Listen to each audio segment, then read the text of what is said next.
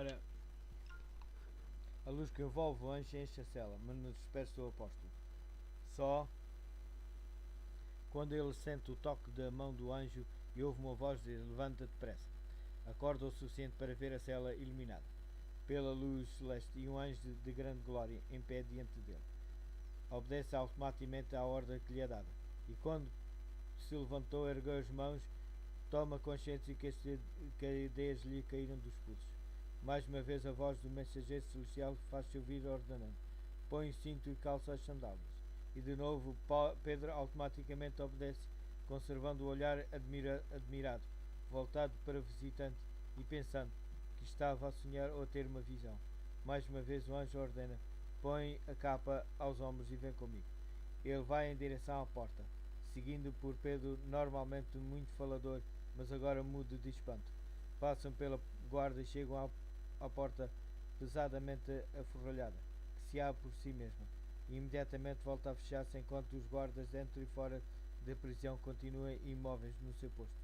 Chegam à segunda porta, também guardada por dentro e por fora. Abre-se como se a primeira, sem o ranger das dobradizas, nem o ruído dos fechos de ferro. Passam por ela e como a interior fecha-se também sem ruído. De modo idêntico, passa pela terceira porta e agora já estão em plena rua. Não se troca uma palavra, não há ruído de passos. Um anjo move-se suavemente diante de Pedro, cercado de uma luz de brilho deslumbrante, e Pedro, desorientado e julgando que continuava a sonhar-se, segue o seu libertador. Assim, eles percorrem uma rua e depois, cumprida a sua missão, o anjo desaparece subitamente. Quando se dissipou a luz celestial, Pedro sentiu-se mergulhado em trevas profundas. Mas quando os seus olhos se acostumavam, pareceu-lhe que essas iam diminuindo gradualmente. Vi só na rua silenciosa, com ar fresco da noite, a soprar no seu rosto. Compreendeu então que estava livre, numa parte da cidade que lhe era familiar. Reconheceu aquele lugar como sendo um dos que ele frequentava muitas vezes, e por onde esperava passar no dia seguinte pela última vez. Procurou recordar os últimos acontecimentos. Lembrou-se de ter adormecido acorrentado entre dois soldados, com as sandálias e vestes exteriores tiradas.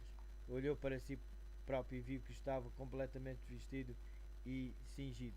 Os seus pulsos, inchados pela pressão dos ferros coroéis, estavam livres das algemas. Compenetrou-se de que a sua liberdade não era engano, sonho ou visão, mas uma bendita realidade. No dia seguinte iria ser levado para a morte, mas eis que um anjo o tinha libertado da prisão e da morte. Agora é que vejo que isto é verdade. O Senhor mandou o seu anjo e livrou-me do poder de Herodes e tudo o que os judeus me queriam fazer. Atos Apóstolos, capítulo 12, versículo 11. O apóstolo encaminhou-se rapidamente para a casa onde seus irmãos estavam reunidos e onde naquele momento se orava fervorosamente por ele. Pedro bateu à porta da frente e a empregada, que se chamava Rod, foi ver quem era. Quando reconheceu a voz de Pedro, ficou tão contente que, em vez de abrir a porta, correu para dentro e disse que Pedro estava à porta. Eles disseram: está maluca, mas ela afirmava que era verdade. Então eles responderam: não é ele, é o seu anjo. Entretanto, Pedro continuava a bater à porta. Quando finalmente abriram e viram Pedro, ficaram assustados, mas ele fez-lhe sinal com a mão para que se calassem e contou-lhes como o Senhor tinha tirado da prisão. E Pedro saiu então dali e foi para outro lugar. A alegria e louvor encheram o coração dos crentes, porque Deus tinha ouvido e atendido às suas orações e libertara Pedro das mãos de Herodes. Logo de manhã reuniu-se uma grande multidão para assistir à execução do apóstolo.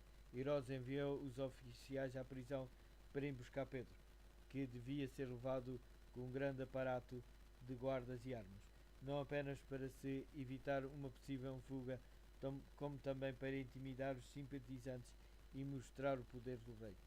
Quando os guardas que se encontravam diante da porta verificaram que Pedro tinha escapado, ficaram cheios de medo. Tinha sido expressamente declarado que a sua vida responderia pela do prisioneiro e por isso tinham estado especialmente vigilantes. Quando os oficiais foram buscar Pedro, os soldados ainda guardavam a porta da prisão. Os ferrolhos da barra continuavam ainda intactos. As cadeias continuavam presas aos pulsos dos dois soldados, mas o prisioneiro tinha escapado. Quando chegou a Herodes a notícia de que Pedro não estava na prisão, ele ficou furioso e irado, acusando a guarda da prisão de infidelidade. Ordenou que fossem mortos. Herodes sabia que nenhum poder humano tinha libertado Pedro, mas estava decidido a não reconhecer que um poder divino tinha frustrado a sua vontade e colocou-se numa posição de ousado desafio a Deus. Não muito tempo depois de Pedro ser libertado da prisão, Herodes foi a Cesareia. Realizava-se ali uma grande festa, destinada a causar admiração e a ganhar apoio da parte do povo. Comparecera à festa os folgazões de todas as religiões e houve muita glutonaria e bebedeira. Com grande pompa e cerimónia, Herodes apareceu diante do povo a quem dirigia um eloquente discurso. Vestia roupa brilhante de prata e ouro, em que os raios do sol, refletindo-se nas suas luminosas dobras, deslumbravam os olhos do que o contemplavam. A sua figueira tinha um aspecto magnífico. A majestade da sua aparência e a força da sua linguagem, bem escolhida, dominavam a Assembleia com grande poder. Com os sentidos já perturbados pela bebida e pela comida, as pessoas ficaram deslumbradas com a ornamentação de Herodes e encantadas com o seu porte e oratória. Desgovernados pelo entusiasmo, comultavam-se de lisonjas, declarando que nenhum mortal poderia apresentar uma aparência assim, ou possuir eloquência tão surpreendente. Declararam ainda que, embora o tivessem respeitado sempre como governador, dali em diante adorá-lo-iam como a um Deus. Algumas daquelas vozes se ouviam agora a glorificar um vil pecador. Poucos anos antes tinha gritado freneticamente: fora com Jesus, crucifica-o, crucifica-o. Os judeus tinham-se recusado a receber Cristo, cujas vestes rústicas e muitas vezes sujas por causa das viagens cobriam o coração de amor divino. Seus olhos não podiam discernir sob a humildade exterior o Senhor da vida e da glória, embora o poder de Cristo fosse revelado diante deles através de obras que nenhum homem comum poderia fazer. Estavam agora, porém, prontos a adorar como um Deus o altivo Rei, cujas esplêndidas vestes de prata e ouro cobriam um coração corrupto e cruel. Herodes sabia que não merecia nenhum dos louvores e homenagens que lhe eram tributados. Todavia aceitou a idolatria do povo, como se tivesse direito a ela. O seu coração saltou triunfante, e um lampejo de orgulho satisfeito espalhou-se no seu rosto ao ouvir a aclamação. Isto é a voz de Deus e não de um homem. Atos Apóstolos, capítulo 12, versículo 22.